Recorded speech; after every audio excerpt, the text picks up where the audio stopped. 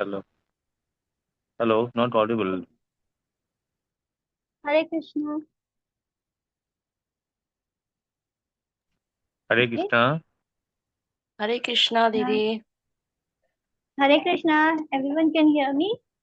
हरे कृष्णा। ठीक है, हम कंटिन्यू करते हैं। तो इस संसार में ऐसे बहुत सारे लोग हैं, ऐसे गुरु हैं जो कि अपने आप को एज ए गुरु पोज करते हैं, बट वो हमें गलत रास्ते पर ले जाते हैं, सीडो रिलीजियस कल्ट। तो जो जनरल पब्लिक है वो उनका शुरुआत में कैसे एक इंस्टीट्यूट बिलीव होता है, यानी ब्लाइंड अच्छी फेथ कीबोर्ड होता पे है। है। हरे कृष्णा, प्लीज म्यूट।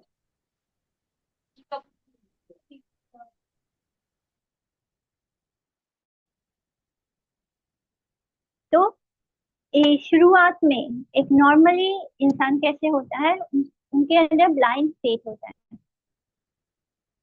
और फिर लेकिन अगर इन्हें कॉन्स्टेंटली प्रैक्टिस करा सर्टेन प्रिंसिपल्स जो वेदों में दिया गया है, जिसके द्वारा हमें क्लियर विजन मिलता है और ट्रू नॉलेज मिलता है भगवान के बारे में, जब हम उस रूल्स एंड रेगुलेशंस को फॉलो करते हैं तो हम गलत लोगों के चक्कर में नहीं पड़ते।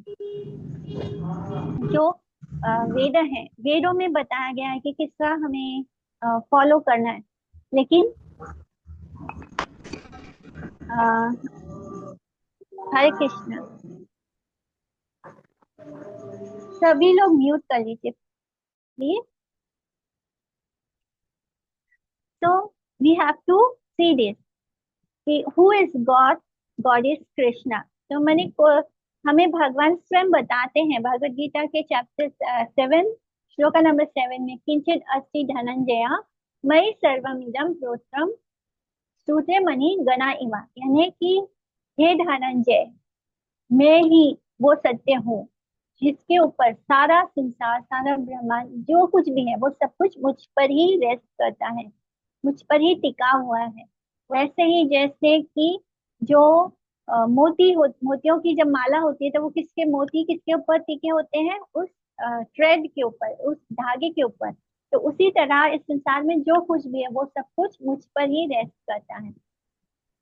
तो we have to be aware कि हमें ब्लाइंडली भगवान के रास्ते पे नहीं जाना है। ब्लाइंड फेथ को हम अप्रिशिएट नहीं करते। भगवान को जानने का, एक सेल्फ रियलाइजेशन को जानने का भगवान का भी एक साइंस है जिसके थ्रू, जिसके बारे में वेदों में दिया गया है। हम वेदों के थ्रू भगवान को जान सकते हैं।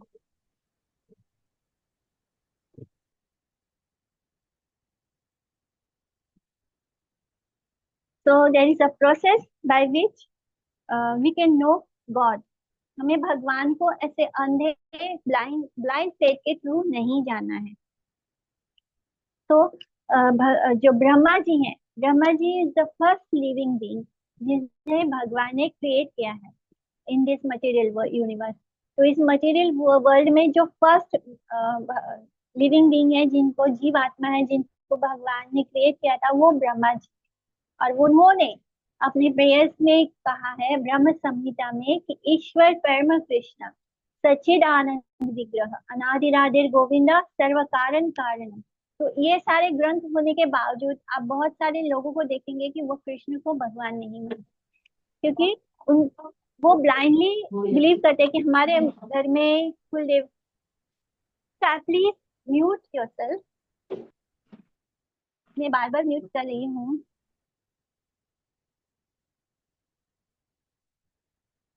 तो मैंने हम देखते हैं कि बहुत सारे लोग हमारे आसपास ऐसे हैं जो कहते हैं कि वो कृष्ण को नहीं मानते क्योंकि कृष्ण भगवान है, क्योंकि हमारे घर में इसको माना जाता है, या ये हमारे कुल देवता है, हम वही भगवान है। तो हमारे पास स्क्रिप्चर्स हैं जिसमें दिखाया गया है, हम कोई भी ये मान सकता है कि ब्रह्मा जी ने ही भगवान को सबसे पहले देखा है, वही सबसे पहले जान सकते हैं कि भगवान कौन है, वही हमें बता सकते हैं। तो इस तरह ये सब कुछ हमारे सामने होता है स्क्रिप्चर्स में, लेकिन हम उसको नहीं फॉलो करके हम गलत रास्ते पे चले जाते हैं। ईश्वर परम कृष्ण सच्चिदानंद विग्रह अनादिरादिर गोविंदा सर्व कारण कारण। तो ईश्वर ही परम कृष्णा ही है, और वही है जो हर कारण के कारण है, डिसेंडेड नॉलेज। तो भगवान कृष्ण जो है उनका जो ट्रू नॉलेज है, उनका जो फॉर्म है, उसको जानने का सही तरीका क्या है, उनका form to great devotees like lord Shiva, Brahma, Lakshmi और फोर कुमार।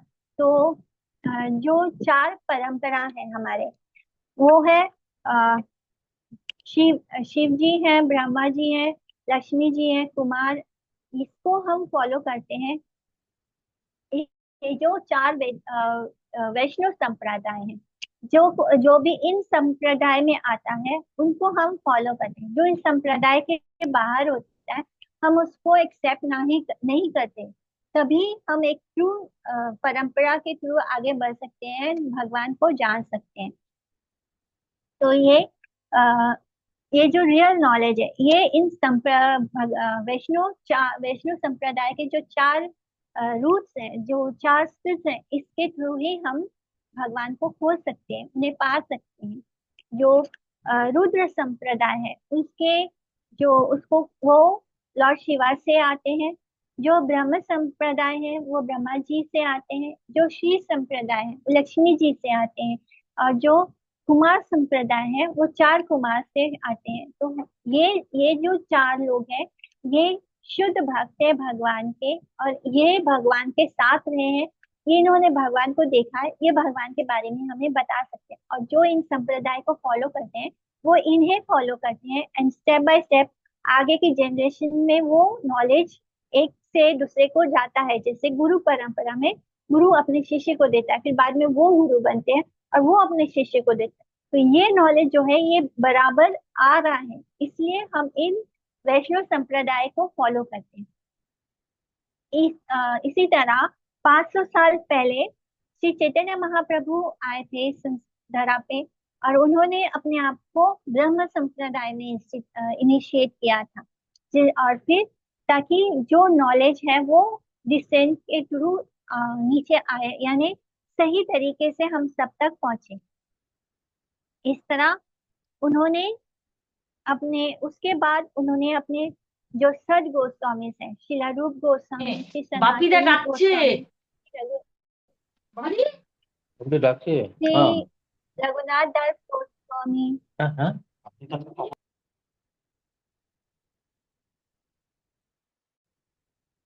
श्री भट्ट रघुनाथ, श्री गोपाल भट्ट, श्री जीव गोस्वामी। तो ये जो छह गोस्वामी से हमारे, इन्होंने श्री चैतन्य महाप्रभु के टीचिंग्स को कैरी फॉरवर्ड किया, आगे बढ़ाया। और फिर इसीलिए हम जो है हम गौड़ीय वैष्णव संप्रदाय से हैं, यानी हम ब्रह्मा जी को फॉलो करते हैं, ब्रह्मा गौड़ीय वैष्णव संप्रदाय। तो इस ये तरीका जो होता है नॉलेज को गेन करने का, from the right source, from the right परंपरा, जिसमें हम वही दे रहे हैं आगे वाले जनरेशन को जो हमें हमारे प्रीवियस आचार्यों ने दिया है। और वो उसका जब हम रूट में पहुंचते हैं तो वो या तो ब्रह्मा जी होते हैं, या तो शिव जी होते हैं, या तो लक्ष्मी जी होती है, या तो चतुर्थ कुमार होते हैं। तो उन्होंने जो हमें नॉलेज दिया है भगवान का, वही हमने आगे बढ़ाया हुआ है। तो ये जो हमारी गुरु पंथ सिस्टम है, इसके थ्रू हमें प्रॉपर गेन होता है नॉलेज। हमें खोजना नहीं पड़ता है भगवान को, जैसे कि मोस्टली मायावादीज एंड इम्पर्सनेट्स जिस रास्ते पर चलते हैं, नाइटी नाइटी। तो जो ये प्रेजेंट एज है, इसमें हम बहुत ज्यादा साइंटिफिकली एंड टेक्नोलॉजिकली एडवांस हो रहे हैं, हम बहुत डेवलप कर रहे हैं, विज्ञान वैज्ञानिक दृष्टि से हम बहुत आगे बढ़ रहे हैं। तो इस तरह हम और भी तरीके से भगवान को खोज रहे हैं, भगवान को जान रहे हैं। लेकिन जो डिमोनिक पीपल है, जिनका सोच मटेरियलिस्टिक है, हम जानते हैं कि जो असुर होते हैं वो क्या होते हैं, वो अपने सेंसेस को बहुत ज्यादा इंजॉयमेंट में लगाते हैं, इसलिए उनको असुर कहा जाता है। तो आज के जमाने में हम देख सकते हैं कि हर कोई असुर ही है, हर कोई डिमोनिक ही है। तो ये जो नया नया टेक्नोलॉजी आ रहा है, जिसका इस्तेमाल करके हम भगवान तक पहुंच सकते हैं, जैसे कि हम अपने मोबाइल फोन को यूज कर सकते हैं भक्ति के लिए। जैसे अभी भी हम हमारा जो फोन है वो कृष्ण कॉन्शियस हो गया, क्योंकि इस फोन के थ्रू हम भगवान के बारे में ज्ञान इकट्ठा कर रहे हैं। लेकिन इसी तरह जो मटेरियलिस्टिक होते हैं वो इस फोन इस्तेमाल गलत चीजों के लिए मेरा करते हैं, तो जमा गलत मंडी में चीजें देखेंगे फोन पर। हरे कृष्णा प्रभु जी, म्यूट कर लीजिए प्लीज।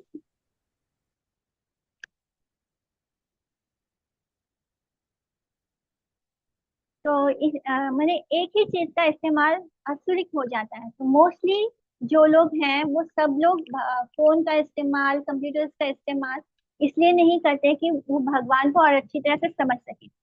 हम इसका सही इस्तेमाल भी कर सकते हैं, हम इसका गलत इस्तेमाल भी कर सकते हैं। तो जो डेमोनिक डिस्पोजिशन, जो असुरिक प्रवृत्ति के लोग होते हैं, वो इन नए नए टेक्नोलॉजीज और मटेरियल रिसोर्सेज का इस्तेमाल अपने सेंसेस को और किस तरह सुख दे पाए इसलिए करते हैं।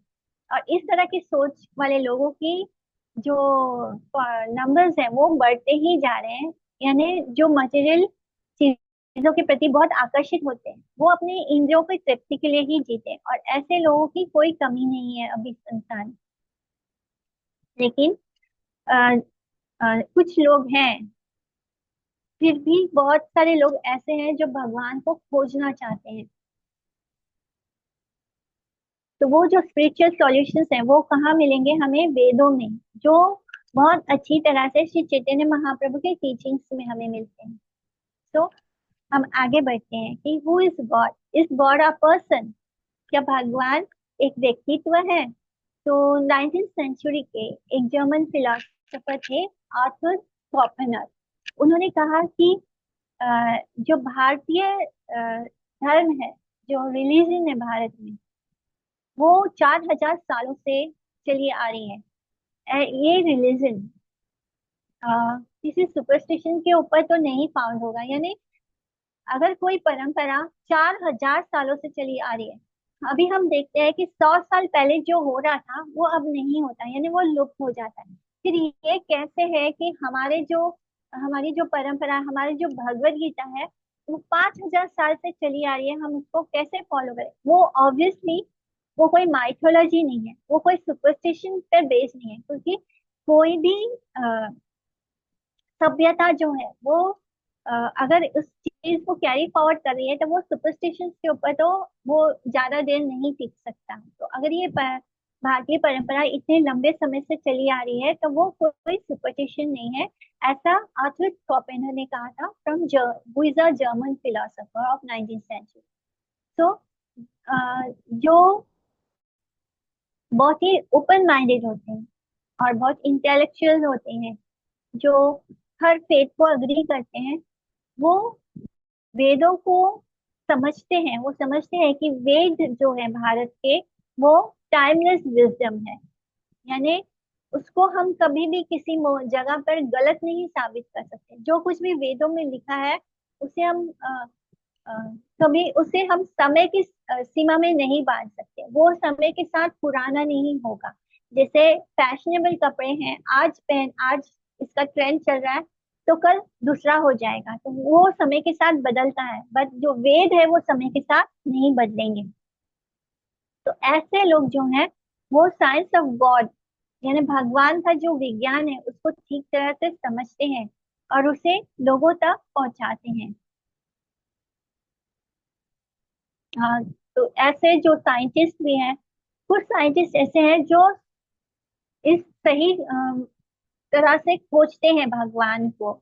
यानी अ, हम देखते हैं कि बहुत सारे साइंटिस्ट हैं, इवन अल्बर्ट आइंस्टाइन, उन्होंने जो एटम बॉम्ब बनाया था उसका भी उन्होंने बेस भगवत गीता को ही बताया था, कि वो ज्ञान भी उन्हें भगवत गीता से मिला था। तो अ, और उन्हें कोई खुशी नहीं हुई थी एटम बॉम्ब बनाने के बाद। तो ये कहीं ना कहीं भगवान खुद ऐसे लोगों को बनाते हैं कि वो आगे बढ़ाना चाहते हैं। जैसे गुरुदेव क्या बोलते हैं कि जो साइंटिस्ट होते हैं, जो इतने हाई इंटेलेक्चुअल लेवल पर, तो वो भी भगवान की इच्छा से आते हैं। भगवान उनको कुछ एम्पावर करते हैं ताकि वो उस चीज को इन्वेंट कर सके और आने वाले जनरेशन को वो हेल्प कर सके। लेकिन हम सब, क्या होता है, हमें इस बात का घमंड हो जाता है, तो इसलिए बहुत सारे साइंटिस्ट ऐसे हैं जो भगवान के अस्तित्व को ही अस्वीकार कर देते हैं। लेकिन वो नहीं समझ पाते कि उनका आना या उनका कुछ इन्वेंट करना भी ये भगवान का ही एक प्लान का हिस्सा होता है। तो ये भी समय समय पर किसी ना किसी को भेजते हैं उस इंटेलेक्चुअल लेवल के साथ, जिससे कि वो इस संसार में आकर कुछ क्रिएट करके जाते हैं। बट ये उनकी गलतफहमी हो जाती है कि नहीं, वो खुद कर रहे हैं। तो we have to move ahead. हमें इस संसार को गॉडलेस नहीं बनाना है, गॉड कॉन्शियस में लाना है, ताकि ये जो गॉडलेस सोसाइटी होती है वो बहुत ही क्रूअल हो जाएगी। अगर हमारे सोसाइटी में भगवान नहीं होंगे तो यहाँ पे कोई भी अच्छी गुड क्वालिटीज हम ढूंढ नहीं पाएंगे। लोग क्या बोले, लोग भी हाथ हमारा इतना हार्ड हो जाएगा, जैसे कि अभी भी हम देख रहे हैं कि लोग धीरे धीरे गॉडलेस होते जा रहे हैं। तो वो जब मर्डर करते हैं तो सिर्फ मर्डर नहीं होता है, आजकल तो लोग टुकड़ों टुकड़ों में काट देते हैं इंसान को, मैंने क्रूअल हो गए हैं, मर्सी नहीं है अंदर। तो हमें गॉडलेस सोसाइटी नहीं करना है, हमें गॉड कॉन्शियस सोसाइटी बनानी है। हम जितना मटेरियल नॉलेज में एडवांस हो रहे हैं उतना ज्यादा हम क्या हो रहे हैं, भगवान से दूर हो रहे हैं। लेकिन जो हमारा वैदिक समय था, पुराने समय में जब वेद हाइट पे था, तब बच्चे कहाँ जाते थे पढ़ने के लिए, गुरुकुल में जाते थे। तो इट वॉज गॉड कॉन्शियस अंदर, भगवान भगवान इसमें ही सब डिवीजन होता था, सब कुछ वैसा ही होता था। लोग साइंस में भी बहुत इन्वेस्टिगेशन कर, माने साइंस साइंटिफिक डिस्कवरीज भी होती थी, सब कुछ। मैथ्स में हम इतने आगे थे, यानी सब कुछ वैसा ही था। लेकिन because it was under way, under the system के हम भगवान को मानते थे, हम गॉड कॉन्शियस थे, और उसके अंदर भगवान के अंदर रहकर ही हम सब कुछ करते थे। Centre was Lord Krishna, centre was God. तो सब कुछ बहुत अच्छे से होता था सोसाइटी में। लेकिन अभी कैसे है कि हम जितना ज्यादा मटेरियली एडवांस हो रहे हैं, हम भगवान से दूर होते जा रहे हैं। इसी तरह जो लर्न ब्राह्मण सेजेस थे, वो क्षत्रियों को गाइड करते थे। जो क्षत्रिय होते थे वो एडमिनिस्ट्रेटिव डिपार्टमेंट में होते थे, यानी जो पॉलिटिशियन, आज के जमाने में हम उनको पॉलिटिशियंस कह सकते हैं, जो राजा होते थे, तो उनको गाइड कौन करता था, ब्राह्मण करते। तो अभी तो ऐसे नहीं है, अभी तो ब्राह्मण लोगों को कुछ वहां पे एंट्री भी नहीं है पॉलिटिक्स में, यानी कोई किसी को पूछता नहीं, सब कुछ मटेरियली हो रहा है। तो इवन जो सेंचुरी किंग्स थे, युधिष्ठिर, परीक्षित, दिलीप, रघु, ये सब बहुत ग्रेट एम्परर थे, इन्होंने एक समय पे पूरी पृथ्वी को रूल किया। लेकिन वो उस वहां पे रूल करते हुए भी दे वर व्हाट, गॉड कॉन्शियस।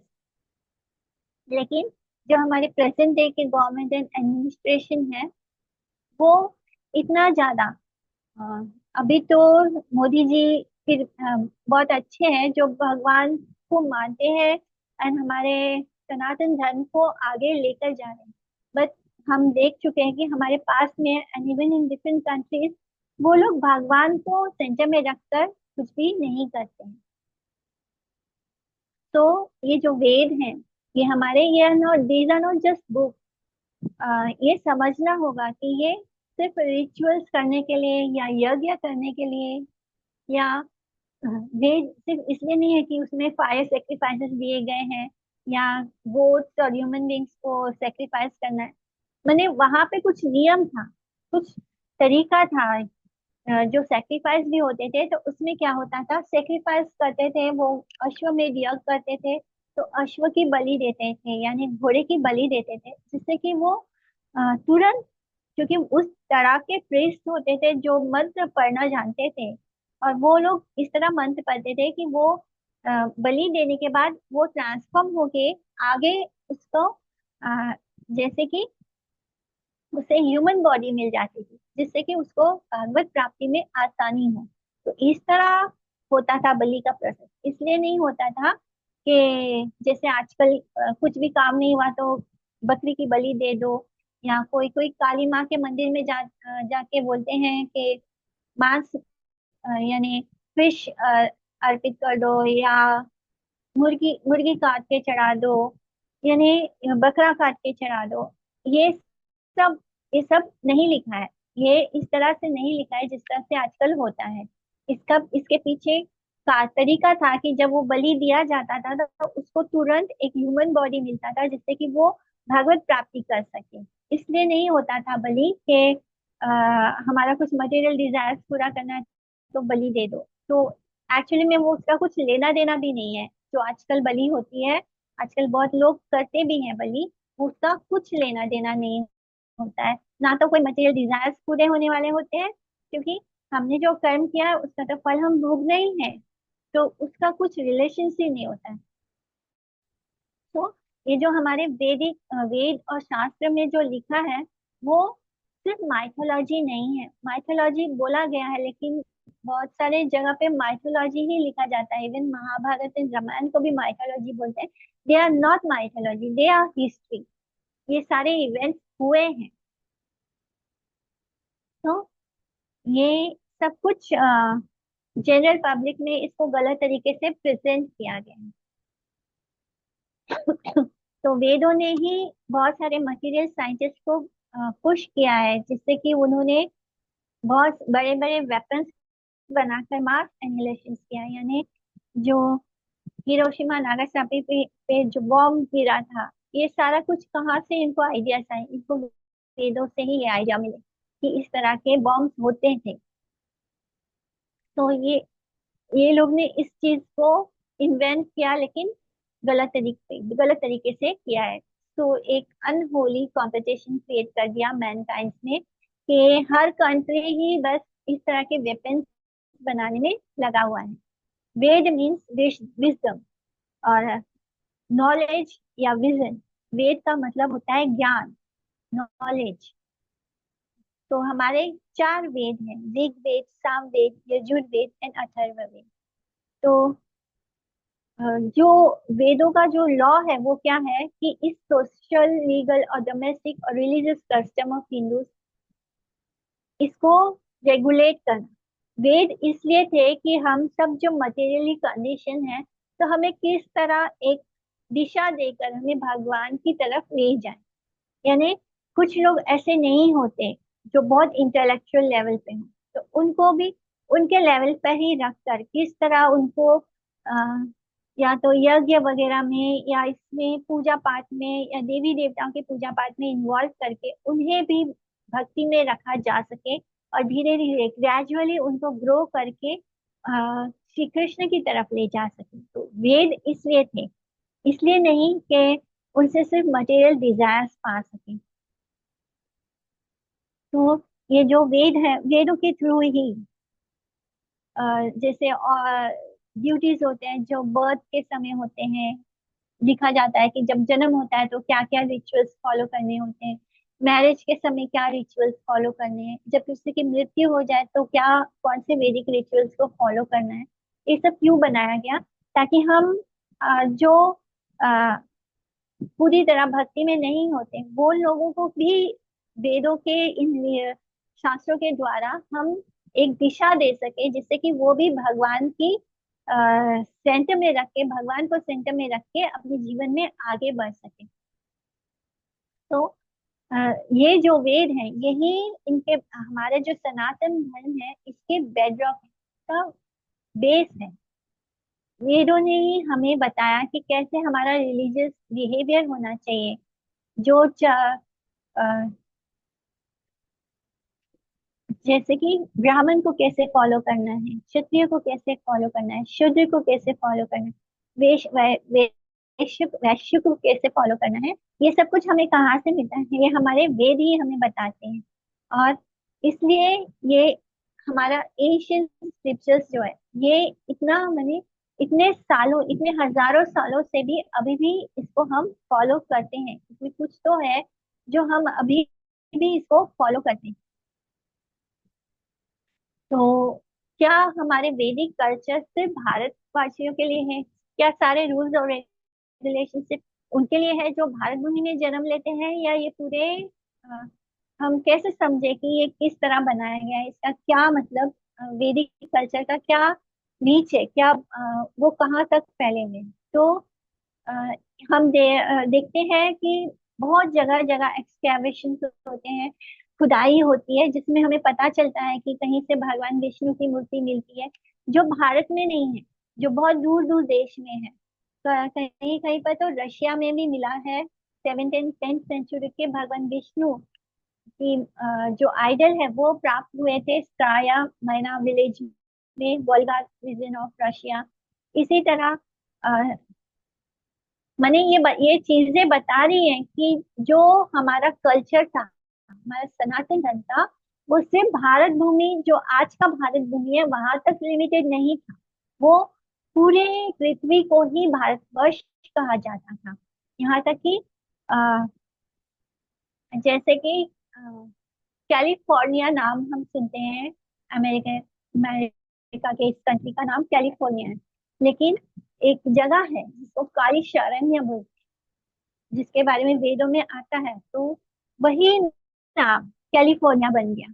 यानी हमें ऐसे बहुत चीजें जब हम खोजेंगे तो हम पाएंगे कि अ, जैसे अस्त्रालय, महाभारत के समय जहाँ पे उनके अस्त्र वगैरह रखा जाता था, जहाँ पे वेपन्स वगैरह रखा जाता था, उसको अस्त्रालय बोलते थे। तो now it is Australia. So like that हम समझ सकते हैं कि भारतीय जो कल्चर है, भारत भूमि बस इस जगह तक, लोकेशन तक नहीं लिमिटेड थी, वो पूरे वर्ल्ड में फैला हुआ था। यानी जो हमारा देश है, इवन रशिया में लोग रशिया यानी ऋषियों का देश, जो ऋषि मुनि तप करते थे, वो रशिया, वो वर्ड वहां से आता है। तो इस तरह हम देख सकते हैं कि पूरा जो वर्ल्ड में फैला हुआ जो जगह है, वो सब कुछ कहीं ना कहीं हमारे शास्त्रों में वर्णित कोई ना कोई स्थान से, उसके बारे में जब हम डिस्क्रिप्शन, जब हम डिटेल में पढ़ते हैं, तब हमें पता चलता है कि वो जो लिखा है वो वहां से रिलेटेड होता है। तो इस तरह इंडोनेशिया में भी हम देखते हैं कि हिंदू भगवान को पूजा जाता है, जबकि वो एक मुस्लिम कंट्री है। इवन इन साउथ कोरिया भी टेम्पल्स में हिंदू गॉड्स हैं। तो ये कहीं ना कहीं हमें, कहीं ना कहीं से हमें हमें बहुत जगह से खुदाई में शिवलिंग मिलते हैं। फार फार कंट्रीज में हमें शिवलिंग खुदाई में मिलते हैं। हमें भगवान विष्णु के मूर्ति, उनके आइडल्स मिलते हैं, डेटीज मिलते हैं। तो ये कैसे होता है? क्योंकि जो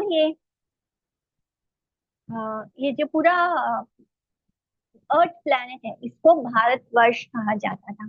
भारतवर्ष यानी पूरा ही प्लैनेट को ही भारत कहा जाता था।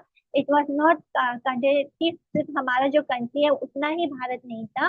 पूरा जितना भी वर्ल्ड में जितने भी लैंड है, उसको ही भारतवर्ष कहा जाता था। तो एक समय श्रीमद् भागवतम में इसका उल्लेख आता है कि एम्परर जन्म, जो एक महाराज जन्मेजय, उन्होंने एक समय में पूरे भारतवर्ष को रूल किया था। और वो कौन थे? वो अर्जुन के ग्रेट ग्रैंडसन थे, उनके पोते थे, पर पोते थे, अभिमन्यु के पोते थे, और परीक्षित महाराज, जिनको कि सुखदेव गोस्वामी ने भागवतम सुनाया था 7 दिनों में, वो ही परीक्षित महाराज के पुत्र थे, जन्मेजय। उन्होंने वैष्णव कल्चर, तो हम ये समझ सकते हैं कि वैष्णव कल्चर है वो पूरे वर्ल्ड में ही प्रिवेलेंट था। एक समय वो सब जगह था। तो इस तरह जो हमारा वैदिक सोसाइटी है, वैदिक कल्चर है, वो पूरे वर्ल्ड में ही फैला हुआ है। जितना भी लैंड है हमारे इस अर्थ प्लैनेट, वहाँ हर जगह वैदिक कल्चर ही एक समय में था। लेकिन समय के साथ वो घट गया और वो सिर्फ इस भूमि तक ही रह गया। तो भगवान विष्णु जो है वो सिविलाइज लोगों द्वारा वर्शिप किए जाते हैं। जो ह्यूमन सोसाइटी, जो वैष्णव होते हैं वो बहुत ही सिविलाइज होते हैं, बहुत ही क्या मैंने आर्यन का मतलब ही ये होता था कि एक बहुत ही सिविलाइज्ड लोगों का कल्चर, जो भगवान को मानते थे, जो भगवान को पूजा करते थे। तो अकॉर्डिंग टू वेदास, वेद क्या बोलते हैं, क्या हमारे पास दो आत्माएं हैं? Obviously yes. हम पहले भी ये पढ़ चुके हैं कि कैसे हमारे इस देह के अंदर दो आत्मा रहते हैं और दोनों हमारे हृदय में रहते हैं। एक आत्मा का साइज है 1/10,000 टिप ऑफ दी हेयर। जो मैंने अ, जब एक बाल के अग्रभाग को 10,000 हिस्से में काट दिया जाए तो उस एक हिस्से का जो साइज है वो हमारा साइज है। और इसी तरह हमने भागवत गीता में भी पढ़ा था कि जो हमारे अंगूठे का साइज होता है वही परमात्मा का साइज होता है। यानी परमात्मा का साइज हमारे हाथ के अंगूठे जितना बड़ा होता है। तो ये दोनों ही आत्मा, एक हमारी आत्मा और एक परमात्मा, दोनों हमारे हृदय में ही वास करते हैं। वैसे ही जैसे एक पेड़ के पर दो पंछी बैठे हैं। तो भगवान इस बारे में भगवत गीता में बहुत विस्तार से बताते हैं।